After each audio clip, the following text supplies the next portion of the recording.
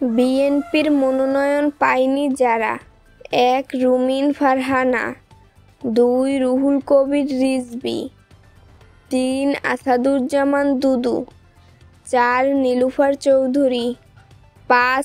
নিপুণ রায় চৌধুরী, ৬. নজরুল ইসলাম খান, ৭. সেলিমা রহমান, ৮. আব্দুস সালাম, ৯. রবিউল ইসলাম নয়ন, ১০. কনক চাপা, ১১. আসিফ আকবর, ১২. মোয়াজ্জেম হোসেন আলাল, ১৩. হাবিবুন্নবী সোহেল, ১৪. মনির খান, ১৫. আফরোজা আব্বাস, ১৬. আসিফা আশরাফি পাপিয়া, ১৭. আসাদুজ্জামান রিপন, ১৮. বেবি নাজনীন, ১৯. নাজমুন মুনিরা ন্যান্সি, ২০. নাসির উদ্দিন অসীম।